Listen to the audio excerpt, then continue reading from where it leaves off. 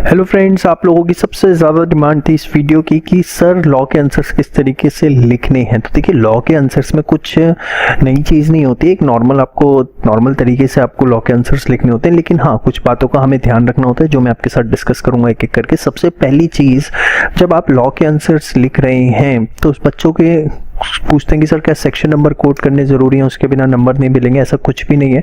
Rather than section की जगह आप एक्ट का नाम लिखिए इस तरीके से कि according to the provisions of Indian contract act, offer means, acceptance means, मतलब जो भी आपको लिखना है उसके एक्ट का नाम लिखिए। रादर देन आप सेक्शन याद करें और उसे गलत करके आए। क्योंकि होगा क्या, अगर आपने सेक्शन नंबर याद कर भी लिया सपोज और वहाँ पे आप गलत लिखा है तो आपने चाहे पूरा आंसर ठीक लिख रखा है, अगर आपका सेक्शन नंबर गलत है आपको 0 नंबर मिलेंगे। ये बात ध्यान रखना। तो गलती से भी सेक्शन नंबर 99.9% कॉन्फिडेंस भी श्योर हो तो भी मत लिखना अनटिल अनलेस वो 100% ना हो।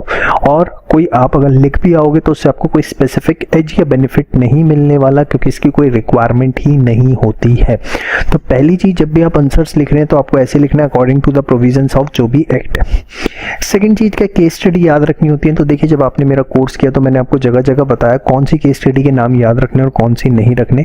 और अगर नहीं याद आता है वहां पे केस स्टडी का नाम या आपने नहीं याद करे तो बिल्कुल भी जरूरी नहीं है। आप एक सिंपल सी लाइन लिखिए, in the decided case law it was held, और जो भी उसके फैक्ट्स हैं आप वो लिख दीजिए, दैट्स इट।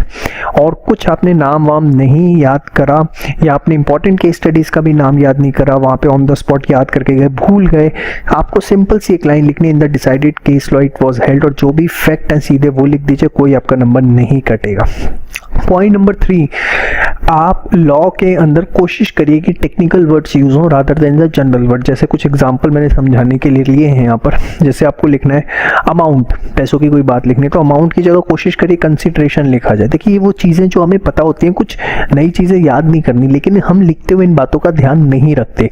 आपको लिखना है डिसाइडेड तो उसकी जगह बेटर है आप एग्रीड लिखिए। परमिशन लिखना है तो उसकी जगह बेटर है कंसेंट ऑब्टेन्ड लिखिए।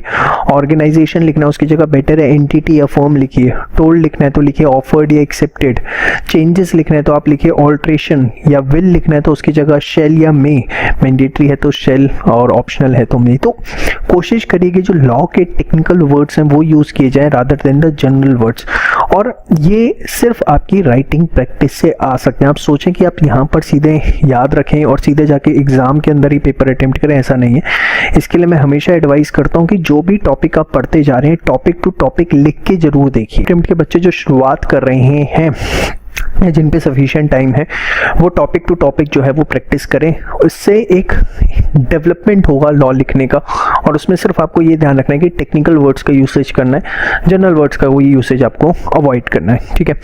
इसके बाद सबसे चौथी चीज़, लॉ के अंदर टू द पॉइंट आंसर बच्चे लिखने की कोशिश करते हैं कि एकदम पॉइंट पे हिट मारते हैं। सपोज एक छोटा सा एग्जाम्पल देता हूँ, acceptance can not be before the offer. Acceptance offer से पहले नहीं हो सकती, ये पॉइंट आप बहुत कॉमनली पढ़ते हैं। तो सपोज इस पे कोई केस स्टडी आ गई, आप उसका आंसर लिख रहे हैं, कुछ भी आप लिख रहे हैं तो आप सीधे लिख देते हैं according to the provisions of Indian contract act acceptance can not be before the offer, therefore इसका आंसर ये या ये होगा। ठीक है, वो गलत नहीं है, लेकिन कोशिश करिए कि डिटेल्ड आंसर लिखा जाए।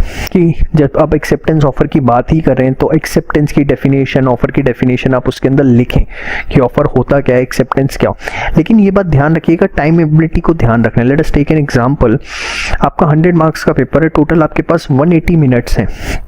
तो आप एक टारगेट लेके चलिए कि जितने नंबर का क्वेश्चन है उसको 1.5 से मल्टीप्लाई कर दीजिए। Let us take an example, 6 marks का क्वेश्चन है तो आपके पास मैक्सिमम 9 मिनट्स हैं जिसमें आपको उसका आंसर लिखना है, ठीक है। और कोशिश करना है डिटेल्ड आंसर, ये नहीं कि एकदम टू द पॉइंट ही हिट मारे, ठीक है। उसके अंदर जो भी लॉ से रिलेटेड डेफिनेशंस या प्रोविजंस ऊपर नीचे यूज हो सकते हैं दिल खोल के लिखने की कोशिश करिए। मेरा कहने का मकसद ये है, लेकिन टाइम अवेलेबिलिटी को ध्यान में रखते हुए।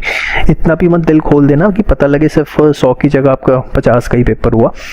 थोड़ा सा एकदम टू द पॉइंट की जगह, जैसे मैंने अभी बताया ना, acceptance can not be before the offer, तो आप इसमें एक्सेप्टेंस ऑफर की डेफिनेशन लिख देंगे अगर, तो इसमें कोई आपका टाइम वेस्ट नहीं होने वाला। लेकिन ये टाइम एबिलिटी इसमें आपको ध्यान रखनी है।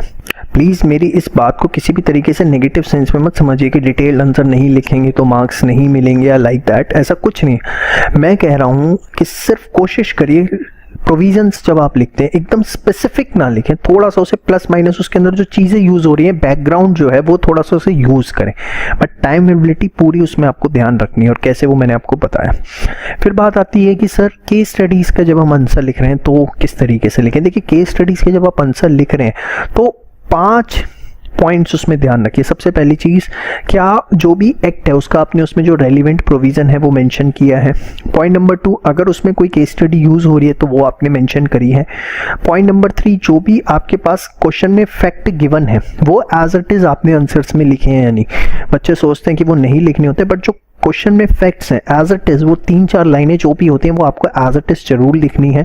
पॉइंट नंबर 4, जो भी आपके उसमें फैक्ट गिवन है और जो आपने प्रोविजन लिया दोनों के बीच में क्या लिंकेज है जिसके बेसिस पे आप कंक्लूजन ड्रॉ करेंगे वो जरूर मेंशन कीजिए। मर्ज लॉ विद फैक्ट्स, और फाइनल आपको कंक्लूड जरूर करना है। तो कोशिश करिए कि 5 एस्पेक्ट्स जो है आपके आंसर्स के अंदर दिखें: provision, case study, facts, merger of provision with the facts and the final is conclusion.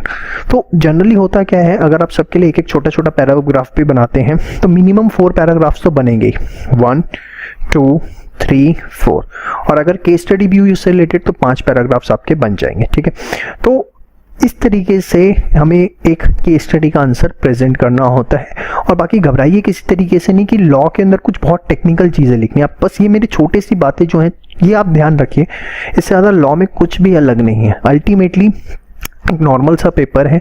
हाँ, कुछ बातें ध्यान रखनी है जो मैंने आपको बता दी, आप इतना ध्यान रखेंगे that will be more than sufficient. जय श्री श्याम।